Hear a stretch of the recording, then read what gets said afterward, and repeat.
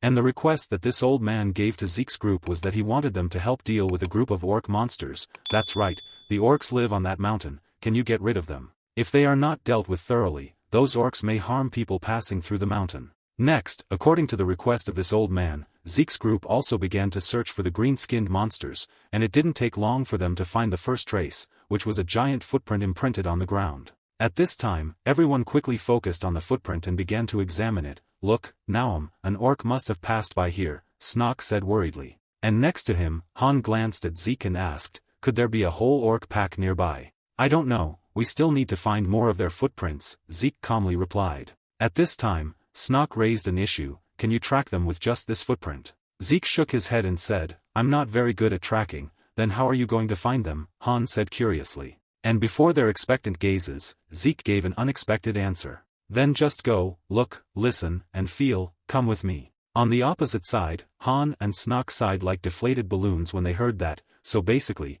he doesn't have a plan at all, they said dejectedly. But of course, Zeke had his own calculations when he said this. I can't say I'm close to the level of a pro, but I still know the basic skills when it comes to tracking, my senses can trace a pretty large area. Han and Snock are moving pretty fast, so I'm sure we'll find the orcs in the next few days, Zeke confidently thought. But right at this moment, he witnessed something in front of him and was slightly startled. Is that a zombie? According to his gaze, there was a twitching figure moving forward in front of him. Snock, who was behind, said worriedly, that's a child. What is he doing in this place? Yeah, he looks so skinny, like he's about to fall to the ground, Han said. And at this moment, Zeke glanced at him and signaled. Han quickly understood Zeke's intention and took out some food, then Zeke gave the boy in front of him a piece of bread, and said, this is pretty good, kid, do you want to try some? Time passed quickly, and then we continued our search, while spending a night at an inn near town. After a few days, we found the orcs and their lair. And of course, with the strength of the whole group,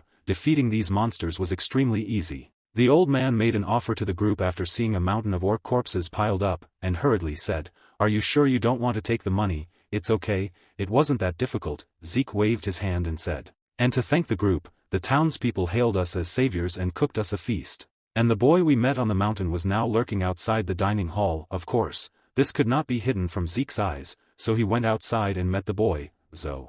Zeke put his hand on the boy's shoulder and said, making him startled. You startled me, why do you always do that? He said, frightened. But right at this moment, Zeke in front of him handed him a huge piece of bread and said, here, take it. The kid has been helping me do good deeds, Zeke thought to himself. Meanwhile, the boy opposite him didn't take the piece of bread, but gently refused. I'm not here to beg, I know it's rude to refuse things adults offer, Zeke said with a smile. But my mom said not to take things from other people, that they are bad people. So, are you a good person? The boy asked curiously. And responding to this question was a smiling face. No, I'm a bad person but trying to do good. Then, the two of them found a hidden corner and continued talking. Eating so fast, be careful you get a stomach ache, Zeke reminded him. At the same time, he tossed the boy a bottle of water, which he drank and drank. And at this moment, the main character also noticed the piece of bread in the boy's hand again and asked, are you taking the rest home to your family? Yes, my parents have been working very hard, so.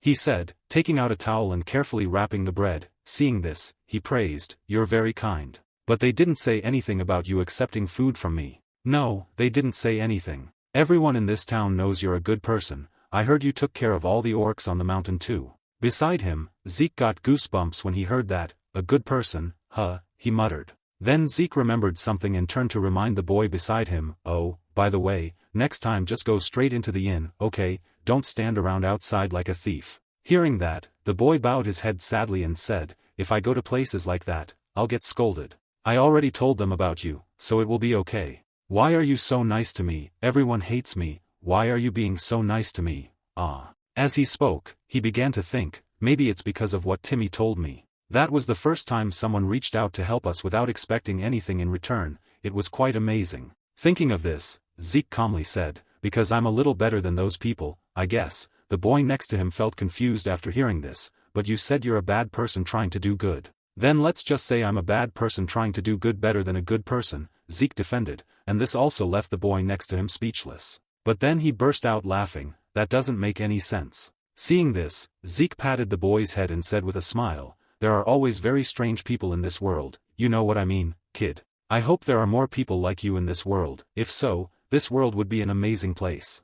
It's late, I'm going home now, see you later, the boy said, waving goodbye. At this moment, Zeke also smiled and replied, yeah, see you later. Oh, right. He's fast, that kid, Zeke said awkwardly when he realized there was no longer anyone behind him. Turning to the boy, he was happily thinking, I bet mom and dad will be so happy. But I only took things from big brother, see you again tomorrow, I should at least ask for his name, so that one day I can repay him. Thinking this, the boy also noticed some strange figures ahead and quickly stopped. I don't recognize that person, is that a passerby, what is he doing with that person, I wonder. Something is strange, it's best to leave, the boy thought to himself. Because it seems like these people are having some shady dealings and he should probably leave before trouble happens. But unfortunately, something bad really happened. When the bald guy in front started glancing at him with an excited look and said, there's a scared little mouse watching us. On the opposite side, the boy was so scared that his face turned pale. He couldn't even hold on to the bag of food in his hand and it fell to the ground.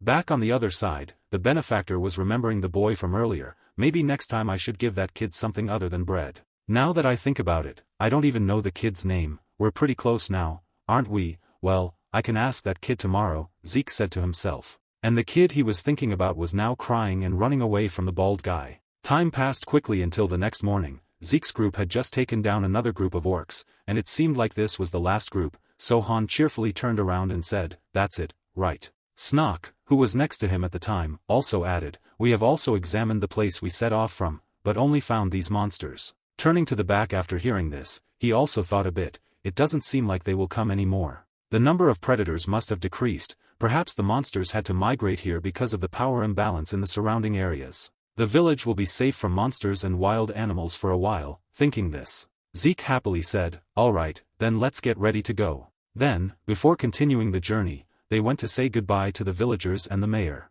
And the old man, seeing this, quickly grabbed their hands and thanked them profusely, you saved us, I don't know what to do to repay you. Han hearing this, puffed out his chest and said, ahem, that's nothing, showing off and all that, Zeke said with a laugh. And on this side Snock also looked around a bit and asked in wonder, but I don't see that child today. Every time we come to the village that kid is always around here, I also want to meet that kid before leaving, Zeke thought to himself. Meanwhile the villagers, hearing this, started looking at each other and said, are you talking about the kid who lives on the other side of the fence? Now that you mention it, I haven't seen that kid in 2 days, the boy often comes here to help with chores. Han, hearing this, guessed and said, maybe that kid went to another village to help out, but no one has seen the boy, so that's really worrying, Snock said anxiously. As for Zeke, instead of thinking too much, he decided to go find out. Let's go, Zeke said as he turned to leave. And the two people behind him still didn't know his intention, so they wondered, where are we going, do you have a place you want to go already? No, let's go to that kid's house. Then, following the guidance of the people inside the village, Zeke's group found the boy's place, but when they found the place, they said in astonishment, did we come to the right place, does someone really live here, this place is a mess, Han and Snock said with astonished voices. And in the front Zeke also started using his magic to sense, but he couldn't feel any presence here. Could something have happened to that boy, he thought as he started increasing his magic and spreading it everywhere. Then right after that, Zeke suddenly realized something and rushed forward in the surprised eyes of the two people. Han, Mr. Zeke, where are you going? They said as they hurriedly chased after him. Then not long after, under his senses, Zeke stood in front of some dilapidated house. Someone is dying, he thought, and then kicked open the door in front of him. And the scene inside really horrified people when there were 2 bodies lying still in pools of blood. 2 people are dead. The remaining person, he thought as he turned his eyes towards the remaining life force, and the remaining person really surprised him. When that person was none other than the boy they were looking for. At this moment the kid was sitting quietly with his back against the wall like he was sleeping, and on his chest there was also a strange tattoo. And Zeke, seeing this, quickly ran over and called out, hey, wake up. While saying he also quickly thought, the boy is still breathing, if I give him medicine then I think. Reaching here, also noticed the tattoo on the boy's chest and our main character immediately felt an evil energy starting to emanate from this tattoo.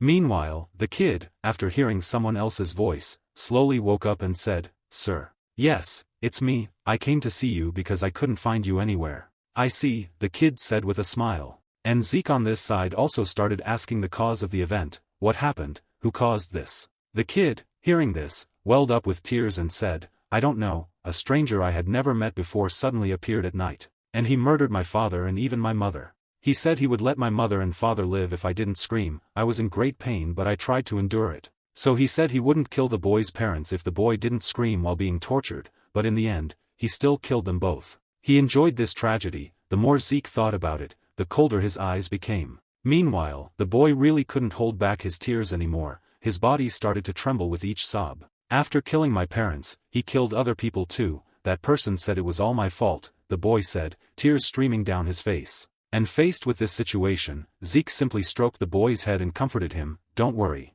It's not your fault. Did you see his face? He has no hair, he has strange tattoos covering half of his face. Saying this, the boy's voice trailed off, and he quickly clutched his chest. On the opposite side, Zeke, seeing this, quickly enveloped his right arm in magical power, and touched his tattoo, and then, I don't know what method Zeke used, but the tattoo on this boy's chest completely disappeared. You did very well, I'll take care of the rest for you, thank you, sir. The boy said softly, and then his eyes slowly faded, and his arm went limp. The boy's current situation is unclear whether he is alive or dead. Zeke, seeing this, took out a set of bread from inside the food bag and placed it in his hand. And behind them, Han and Snock had also arrived. When they looked at the scene inside, both of their faces turned pale. Speaking of Zeke, at this time he had also decided on the next goal for the journey. Get ready to go, we're going to see someone who will help us avenge that child, Zeke said, recalling the image of a blonde girl. Back with Zeke's group, that evening,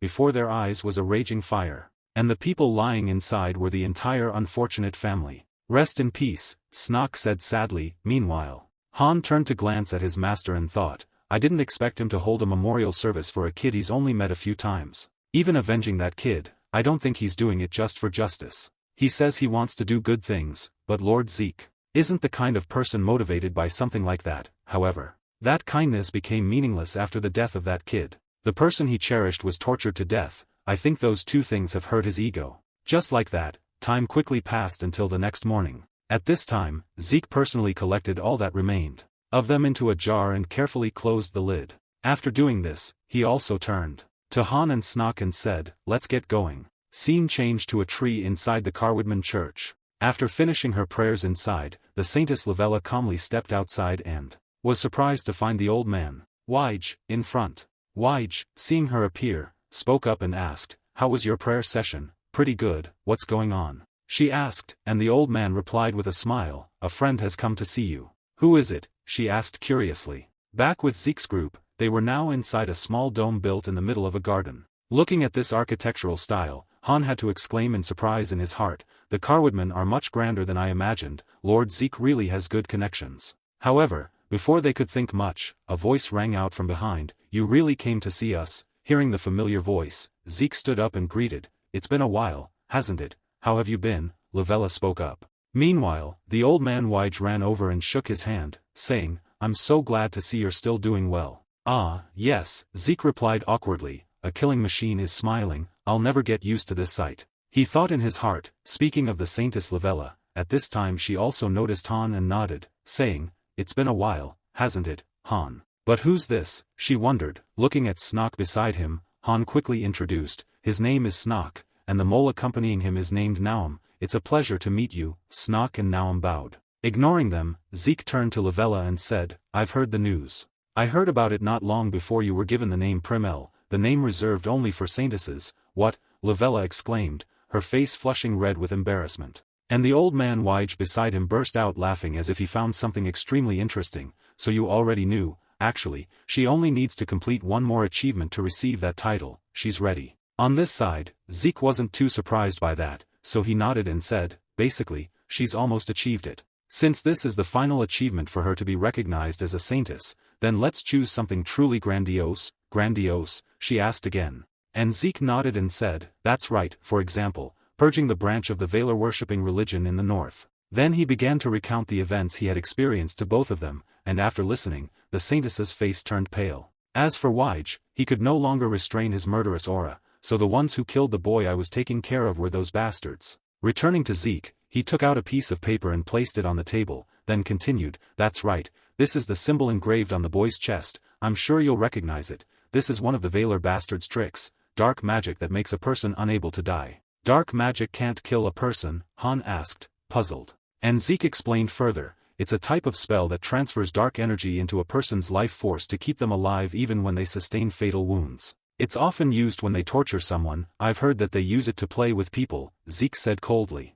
And after listening, the old man Wige also voiced his question, do you have any information about the one who killed the boy? The boy said it was a bald guy with a tattoo covering half his face, Zeke replied. And as soon as she heard these descriptions, Lavella on this side muttered, Colin Trisloa, do you know that name? Zeke turned to ask. And the saintess nodded and said, he's one of Valor's cardinals. The cardinals are just one rank below their pope. He's infamous for committing all sorts of evil acts. Turning to Wige, after listening to Lavella, he turned to ask, you mean he was in that village? Answering this question, Zeke calmly replied, that's right, I believe he stopped at that village to get supplies. And to carry out what he calls pleasure. The people who were killed were those living in the slums, so the village won't make a big deal out of it, bastard. Wige angrily slammed the table when he heard this. Ignoring that, Zeke continued, the strange thing is that the mountains near the village were suddenly overrun with monsters, and there are even new orc territories. Something's not right. Wige stroked his chin, thought for a moment, and said,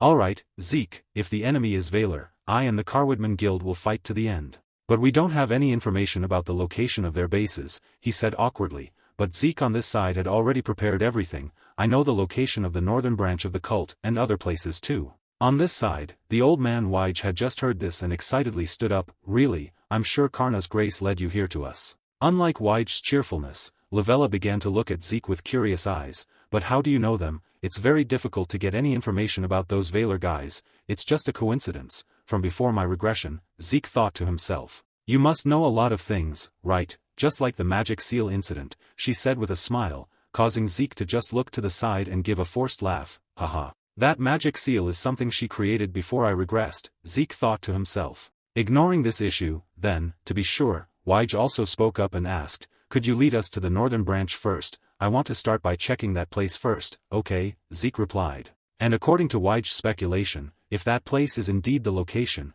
then that guy Chai Slow must be there too. Your goal is the Avenger, isn't it? Because of that bastard, I can't even know that kid's name. Zeke wore a painful smile. Switching scenes to a desert area, at this time, as discussed beforehand, Zeke also brought the old man Wige here for him to check, arriving at a stone that looks like a gate on top of the desert. The two of them stopped, and Wige said in amazement, this world is indeed full of wonders, isn't it? I didn't know a place like this existed. On the side, Zeke replied with a smile, I guess even you haven't seen everything in the world. I was quite confident that I had seen many great things in the world, but I guess that was just my own arrogance. I can't believe I acted as if I knew everything that the goddess had created, Wige said, placing a hand on his chest. I guess that's how people think when they believe in gods. Zeke nodded and said, if you develop faith in the goddess Karna, I'm sure you'll think the same way, he explained. Then, immediately afterward, this old man's eyes became sparkling and began to entice Zeke. What do you think? The door to the Carwoodman Guild is always wide open to welcome you, thank you,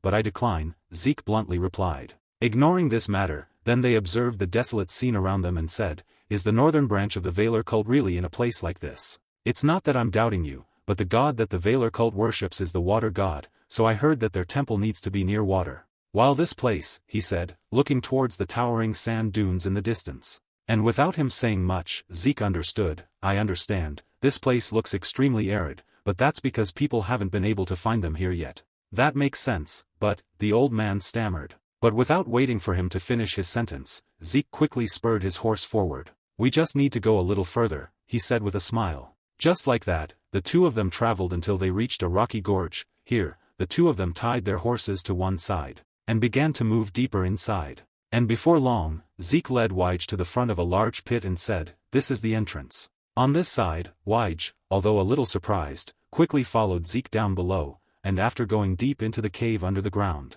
Then he had to be amazed by the scene before his eyes, when he saw a large lake. I can't believe that there would be such a lake under that barren land. No wonder no one can find this place, Wige exclaimed inwardly. Just then, a red light suddenly flashed ahead, startling them both and making them quickly hide behind a rock. Then, an old man and a young one cautiously peeked out to observe. And following their gazes, what lay deep inside this cave was a colossal structure built who knows when. And the important thing was the symbol carved at the entrance, the mark of the Valor sect. Seeing this, Wige's eyes changed, so they really do have a temple in this location. Back to Zeke, seeing the old man's expression, he turned and said, "Do you believe me now?" In response, Wige tightly grasped Zeke's hand and affirmed, "I will prepare for you the best that the Carwoodman Guild has to offer." Time passed quickly, and after returning to the Carwoodman, Wige quickly reported the situation, leading to this conversation.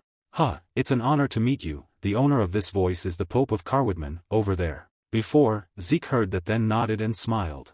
But in his heart, he was thinking something completely different. Damn it.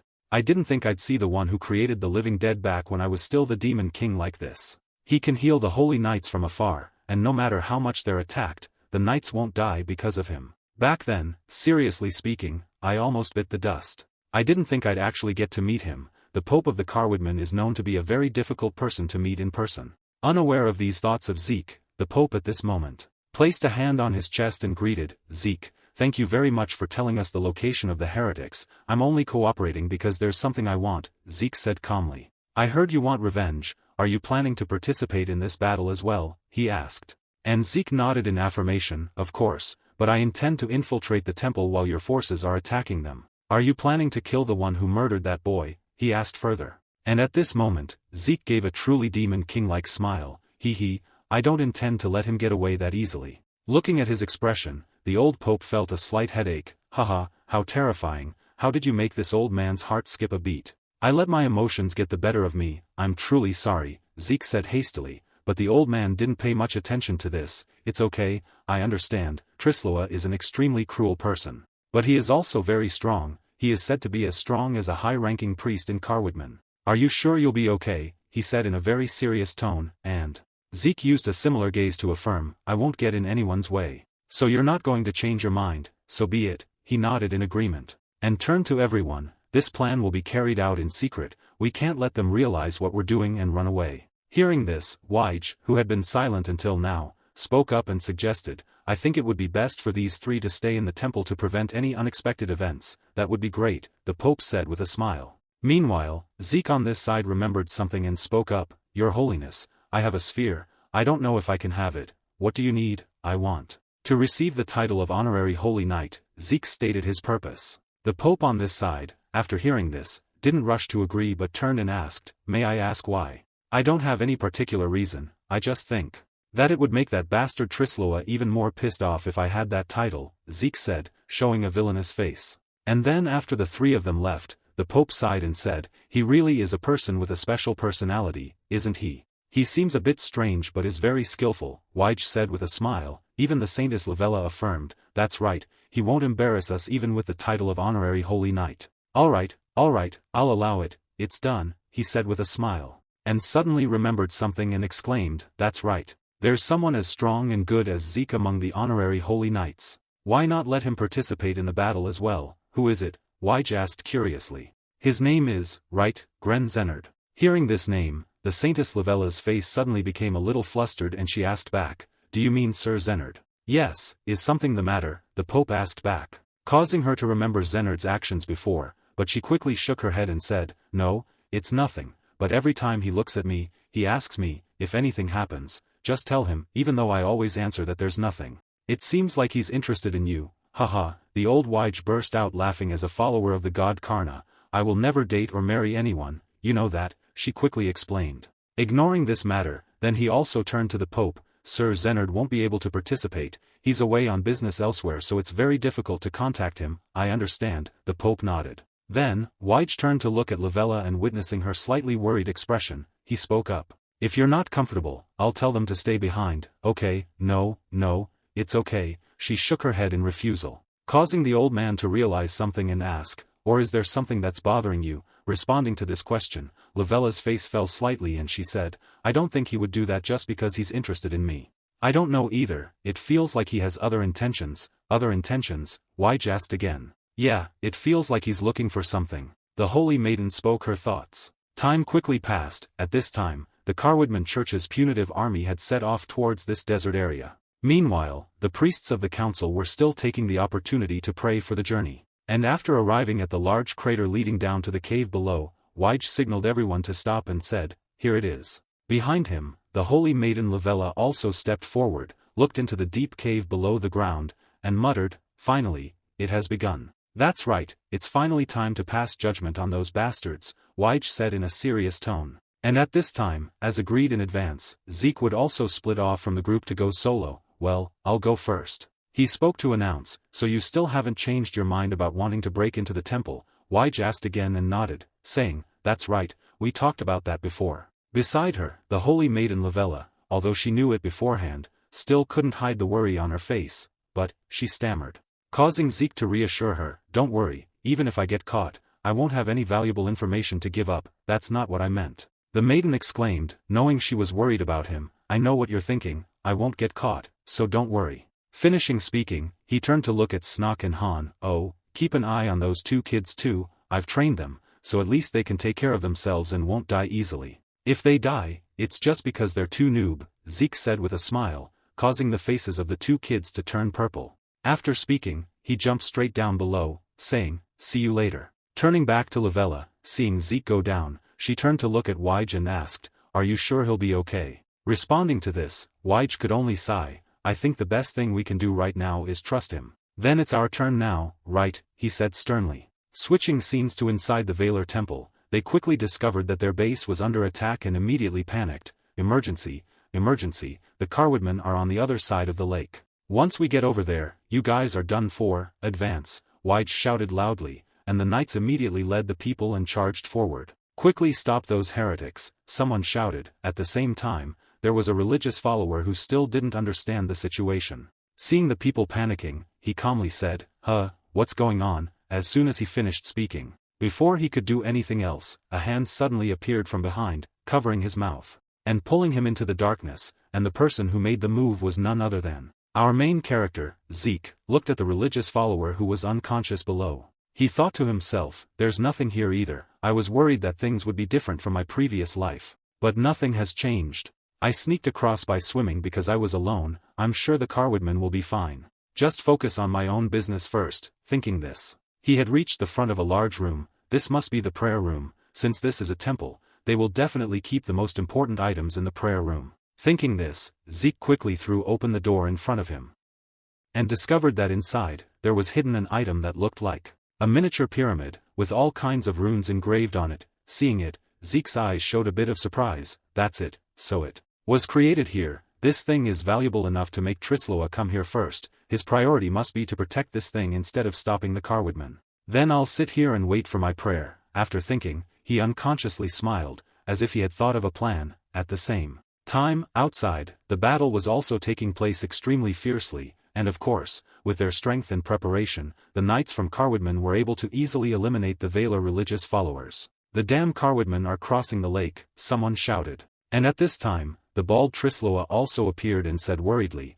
how many of them are there? I don't know, but at least there must be 1,000, the long-haired person quickly replied. And this also made the bald guy a little worried. My people here are also about 1,000 people, but the main problem is, thinking this, he also asked again, are they all holy knights or high-ranking priests? It seems so, the long-haired person behind him said through gritted teeth. And just hearing this was enough for Trisloa to know how strong the force the Carwoodmen group had brought for this raid, making him unable to help but slam his hand on the railing. Damn it, how did they find us? They are too strong compared to my branch forces. It's too late to wait for reinforcements, there's no other way. This guy started turning to speak to the remaining people. Command the forces, stop the Carwoodmen bastards from crossing the lake. Yes, sir, the long-haired person nodded in agreement, and quickly commanded everyone, focus on stopping them from crossing the lake. Turning back to Trisloa, seeing that the people had stabilized again, the organization, he quickly turned around and left. I have to protect that thing first.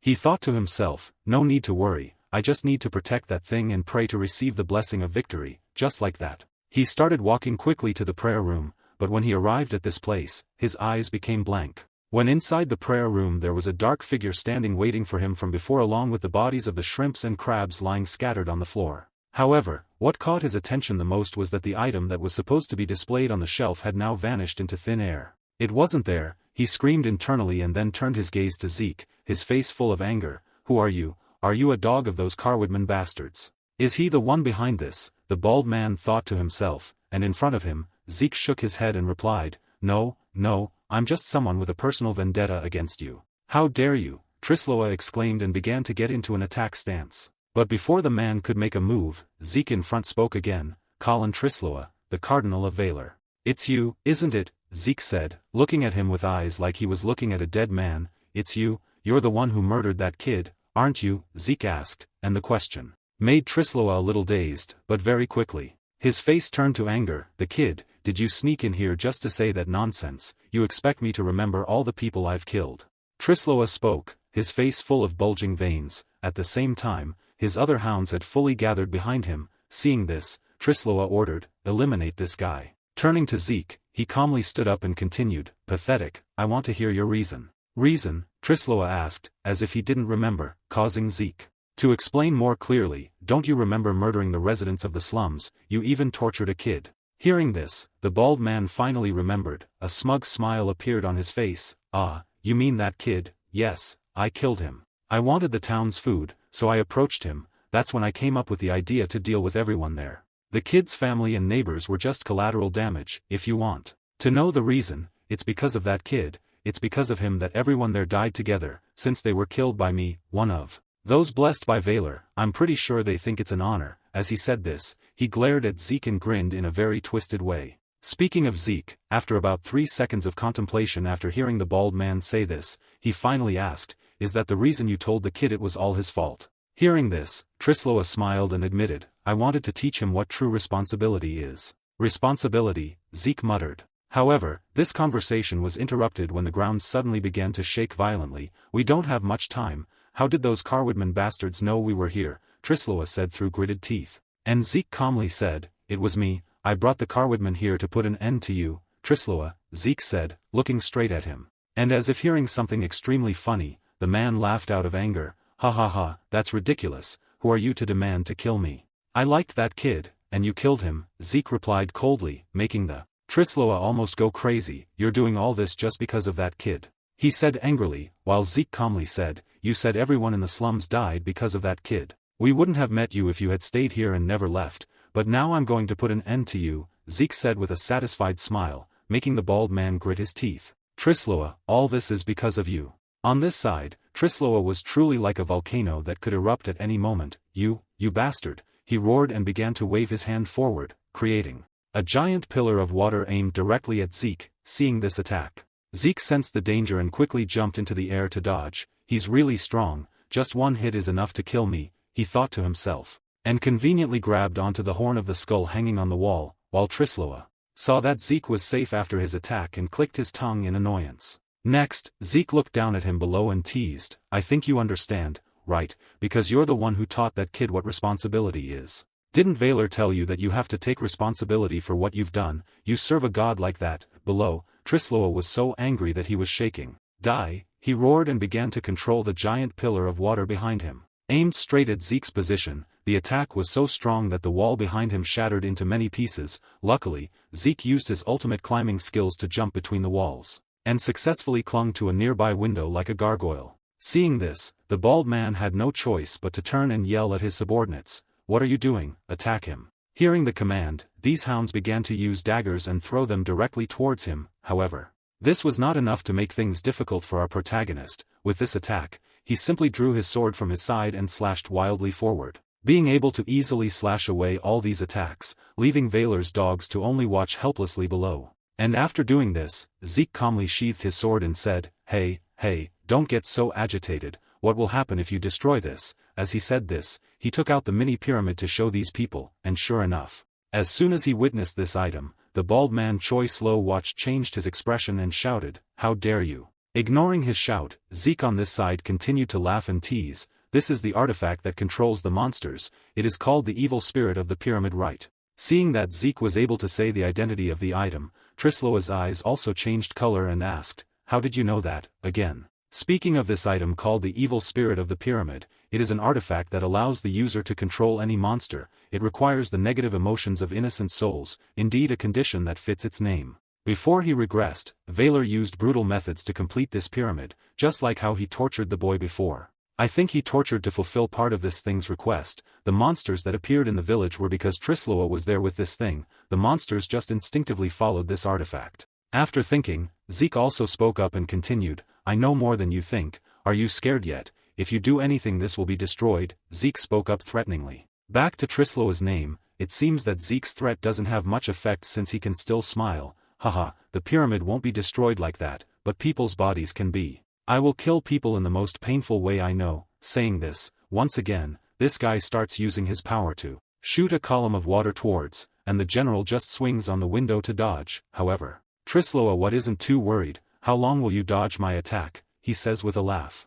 Back to Zeke, while jumping between the walls, he also considers his situation. I can deal with his soldiers, but I can't defeat Trisloa in this state. If that's the case, thinking of this, as if he has thought of some plan, he turns back and says, it's easy to see that you are stronger than me. It would be foolish to try to fight you head on. I'm thinking of running away. Do you think you can escape from this place? Where will you go? The rat Trisloa wonders. Where can I go? Zeke mumbled, then he punched the wall in front of him a few times, making this bald guy just laugh foolishly. What are you doing? Before he could finish his words, his smile froze when this wall actually broke, revealing a secret passage that even Trisloa himself didn't know existed there, he said in astonishment. And at this moment, he jumped into the secret passage and turned back. I say goodbye to them before leaving. Now I will escape through this passage, haha. After saying that, he even stuck out his tongue at this guy, making him furious. That bastard, chase after him, the bald guy yells. Cut to the underground prison of the Northern Valor Wind Branch.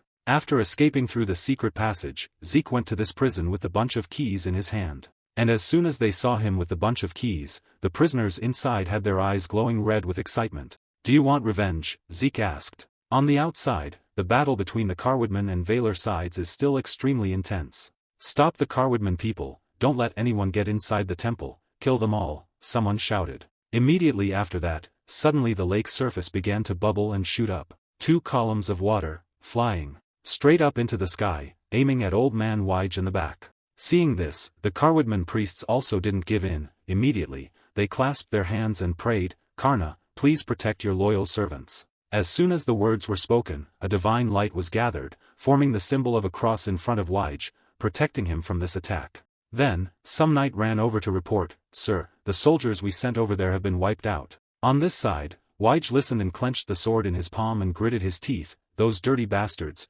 take this, as he said, his body began to radiate a halo. Then immediately after that, he swung his sword forward, slashing out a stream of power, aiming straight at the temple, and creating a considerable explosion. However, this temple was also protected by some red energy, so it didn't suffer too much damage. Seeing this, Wige's eyes narrowed. It's not working. That energy barrier is stronger than usual, it can withstand my ultimate attack. He thought to himself. However, the attack just now was not without some effect. Sir, the attack just now wiped out all the Valor soldiers near the lake.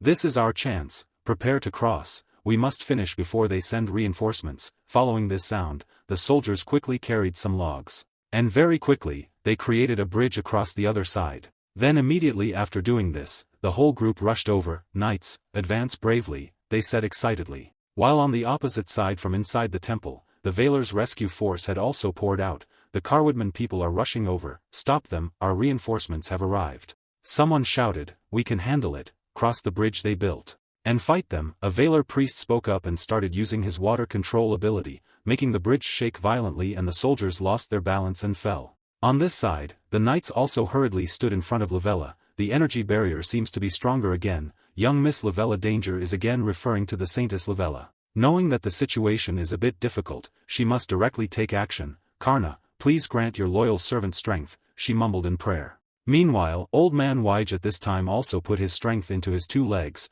jumping strongly towards the bridge. Then immediately after landing, he directly swung his sword and slashed out a stream of sword energy, aiming at the wind elements in front of him, directly cutting them into 2. And of course, when the stream of sword energy collided with the energy barrier, it also quickly dissipated without leaving a scratch. This oppressive aura is from Valor. They don't pay attention to the other knights because they are aiming at me, although this aura can't do anything to me, just standing here is enough to help the knights. After saying that, he glanced around the battlefield and thought, our side is still at a disadvantage. But if the energy barrier disappears, allowing us to attack and cause damage to their base, then our side can gain the upper hand. Zeke, I hope you can destroy the energy barrier, he prayed silently in his heart. Cut to the group of Trisloa. At this time they are still dragging their butts to chase after checking. Around him there is the relic of the pyramid's vengeful spirit. At all costs we must get back the relic. The bald guy yelled like a house on fire. It's just a pity that no matter how hard they try to search from what time, they still can't see Zeke's shadow.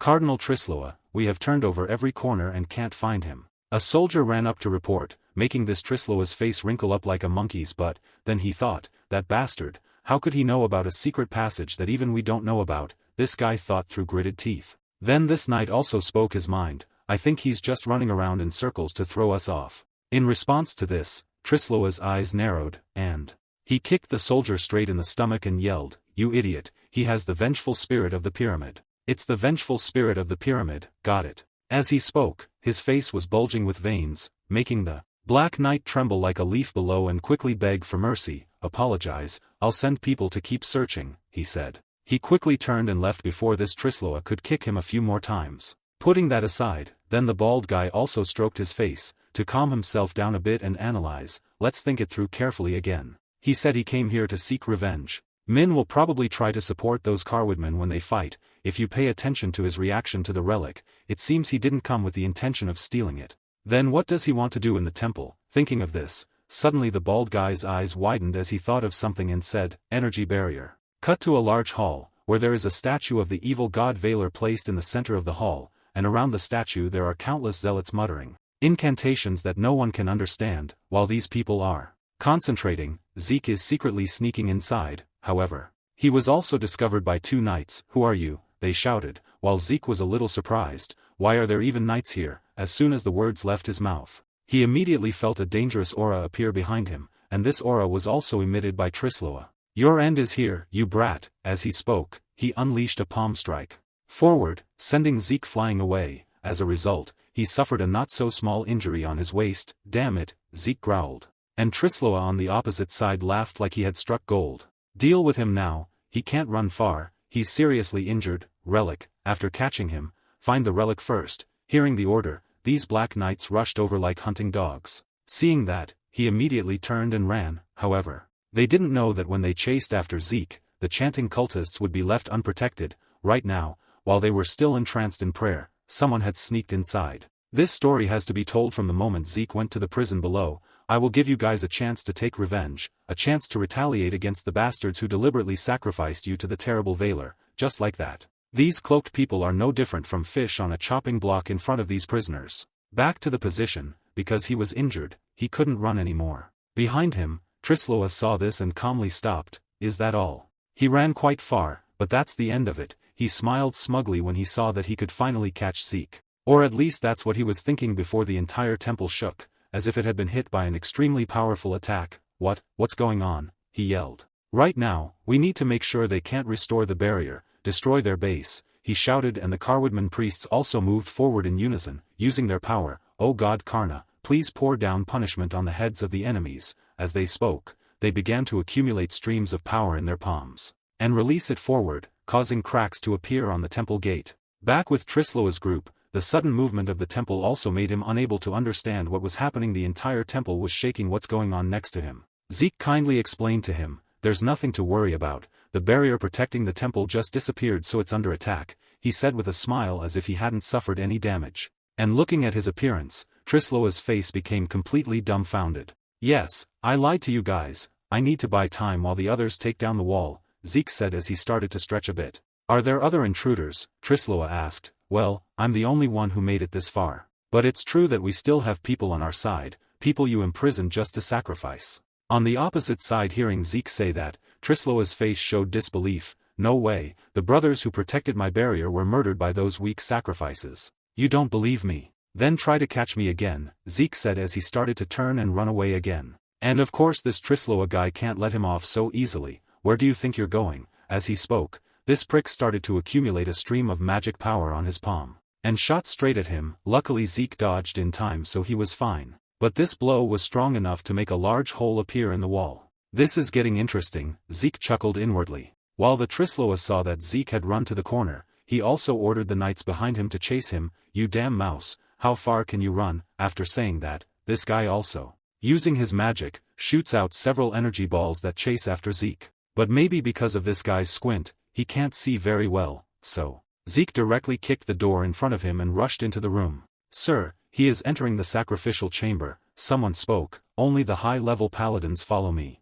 The rest of you close all the entrances for me. That cowardly rat at last, Trisloa said with a laugh when he thought he had cornered him. But as soon as he stepped inside the room, his smile suddenly disappeared. While at this moment inside the room, the corpses of the believers who were praying were lying in a pool of blood. Seeing this, Trisloa's face also turned pale. "What?" he stuttered, speechless, and Zeke slowly stepped out from behind the wall and said, "How does it feel, Your Eminence?" His voice was full of teasing, making Trisloa's face darken even more. "Where are the bastards who did this?" "Who knows," Zeke said with a shrug. "At the same time, I thought, I'm pretty sure they escaped through the secret passage I told them about." Back to Trisloa, this time he also pointed straight at Zeke and shouted, "What is your purpose? Why did you do this?" In response to the question, Zeke also said the opposite, "You still don't understand. So why don't we ask the fish head that has been watching this whole thing," he said as he turned to look at the statue beside him. Meanwhile Trisloa saw his god insulted like that and was so angry that he was about to vomit blood. "How dare you talk about God Valor like that?" Before he could finish speaking, Zeke on the opposite side interrupted, "Oh great Valor. You must have seen everything that happened here. Whose fault is this?" he said while raising his hand to the sky. Then very quickly, the general adjusted his voice again and ran behind the statue.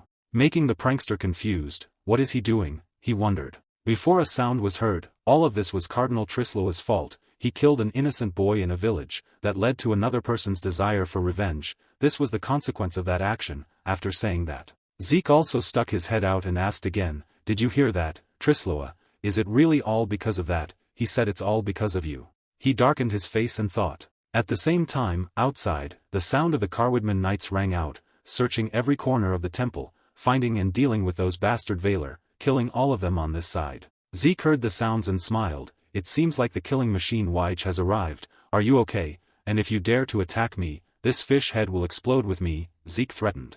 However, this guy Trisloa was too angry to keep calm. "Bastard," as he spoke, his two palms also caught fire and directly released two energy sources towards Zeke, making this fish head get shot to pieces too. Luckily Zeke was prepared, so he jumped to the side in time to dodge the attack. "So brave," Zeke smiled wryly. While the Black Knights beside saw Trisloa act like that, they also turned to look at each other. "Sir Valor," without waiting for them to finish speaking, Trisloa on this side explained, "Brothers, I will bear all the sins I have committed, chase and deal with that bastard right away." "Yes sir," they said in unison.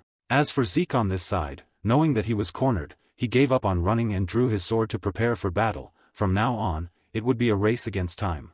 "I just need to buy time until the Carwoodman's forces arrive," Zeke said, also covering his sword with energy. At the same time, there were also daggers covered in magic aimed at him, and with just 2 or 3 sword strokes, Zeke was able to block all of these attacks. Zeke even deflected a gam knife aimed straight at a Dark Knight's head, causing him to get headshot in one move. Seeing this, the Trisloa behind him also gnashed his teeth. "That bastard. Die." After saying that, he also used his water control ability, controlling a column of water to surge from the ground and stab straight towards Zeke, causing him to constantly do backflips to dodge. However, very quickly Zeke was cornered and had nowhere to dodge. And at this moment, this Trisloa's eyes also showed a happy expression. "The time has come, brothers, advance. Quickly deal with him, dismember him and bring me the revengeful soul of the pyramid," Trisloa shouted gleefully. Before the voice of the Saintess Livella rang out, "Zeke, dodge." Hearing the familiar sound, Zeke quickly ducked down. Then immediately a wave of golden energy appeared inside the room, rushing to blow away all these Dark Knights. "Are you okay?" she said worriedly, and at this moment, the killing machine Wige had also arrived. Seeing reinforcements arrive, Zeke breathed a sigh of relief in his heart and walked towards them. "I'm fine, sorry for being late," Wige nodded. Returning to Livella, she looked at the item Zeke was holding in his hand and asked, "But what is this?" Hearing her ask that, he smiled and replied, "It is Valor's relic, the revengeful soul of the pyramid. If it is completed, it will grant the user the power to control all monsters in the world." Over here, the Saintess Livella, after hearing that, her eyes showed a serious expression and said, "Why are you keeping it? Destroy it immediately." "That's the best thing to do, right?" Zeke agreed and threw the mini pyramid down below. Then, he also covered his sword in a stream of magic power to prepare to destroy it. Beside him, Trisloa, seeing this, his face was covered in sweat, like he was being chased by Chow Chow. "Stop him." This guy shouted loudly and the other 2 knights, seeing that, also rushed to stop him. However, they were also blocked by the Knights of Carwoodman. And the old man Wige in the back at this moment also directly rushed up. With one sword he was able to finish both of them off. "This is your fault," Zeke muttered. Then, he directly stabbed the sword into the pyramid, causing Trisloa to scream in despair. Then kneeling down to the ground, "No. Trisloa, you filthy heretic," Wige said disdainfully and directly swung his sword and chopped off one of his arms, causing the bald guy to scream like a house on fire, up ahead. The remaining knight, seeing this, also shouted worriedly, "Your Eminence." As soon as he finished speaking, he didn't realize that his unguarded action in front of the Carwoodman knights also had put him in a dangerous situation. As a result, immediately, these knights seized the opportunity, directly gave him several swords on his body, sending this guy off with his previous comrades.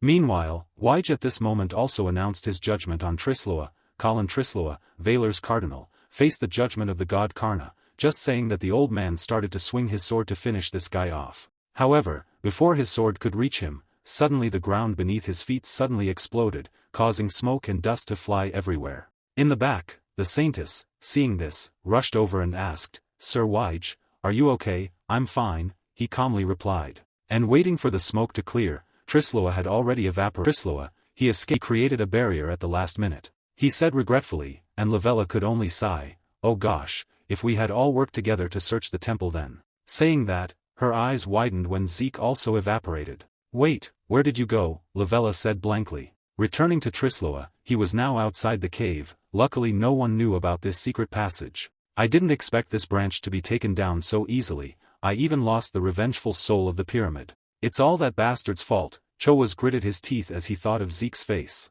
Unable to contain his anger, this guy started punching the wall to vent a little. "I'm going to kill him, no, I'm going to make him taste pain worse than death," he secretly swore to himself. Before his eyes widened, when the voice of Zeke rang out not far away, "Why are you so late? I miss you so much, Your Eminence." Following the direction of the sound, Trisloa discovered that Zeke had been waiting for him up above for who knows how long. How did you know about this place?" he said in astonishment, with an unbelievable look that he would appear here. "Come on, don't be so surprised," Zeke said with a smile and directly jumped down in front of him. "I know a secret passage in the temple that even you don't know," Zeke teased. "And when enemies meet, there is no need for many words." Immediately, Trisloa gathered magic power into his remaining hand and rushed to attack Zeke like a mad dog. "Die!" he roared loudly, but because this guy was already so weak, our protagonist only needed to gently raise his hand to block the attack. Even after that, he used his other hand to push the bald guy's arm away, and gave him a palm strike to the stomach,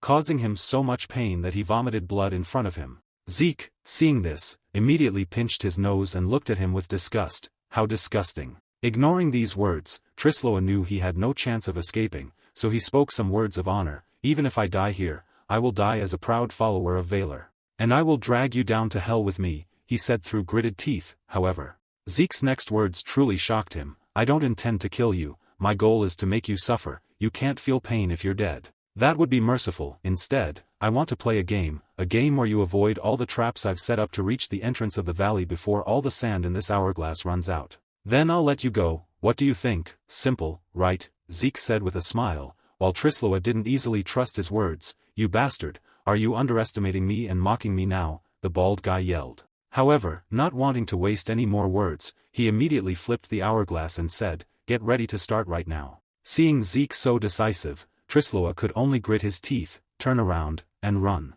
Because this was his last chance to survive, he had to seize it no matter what. Just like that, very quickly, Trisloa arrived at the first obstacle, the first trap with a 1-star difficulty. Its simple characteristic, it's a spike trap. Speaking of Trisloa, while frantically running, he didn't forget to curse Zeke in his heart. "That bastard, I'll get revenge on him." As he thought this, he ran headlong, and it was as if his eyes were somewhere else but in his head. He didn't see the sharp spikes that Zeke had scattered on the ground, and so he directly stepped on them, causing them to pierce through the soles of his feet, causing him to scream in agony. "That bastard," he said through gritted teeth, and then struggled to drag his battered body forward, and after getting hit by the first trap, this guy became a little more cautious. "I won't be fooled again," he whispered, or at least that's what he thought. But the reality was very different from his thoughts. Soon after, he got a harsh slap in the face from reality. Even though he was trying very hard to observe the ground, he only accidentally stepped on and broke a branch, which triggered the second trap with a 3-star difficulty,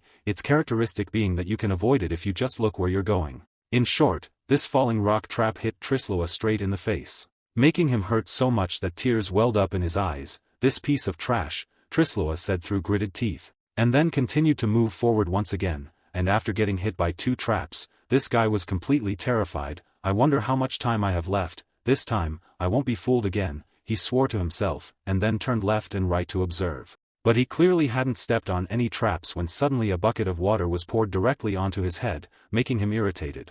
Damn it, what is this? On Zeke's side, there was no way he would let him escape so easily. At this time, he jumped behind Trisloa and put out his leg, tripping him and causing him to fall sprawling to the ground. There's nothing to get wet, because he's bald, Zeke said calmly. And Trisloa, even if he was stupid, knew that he had been completely played. You damned bastard, this is the last trap, with a 5-star difficulty, the characteristic, Zeke is the trap. Next, time slowly passed, and finally, Trisloa reached the exit, but he didn't easily let his guard down.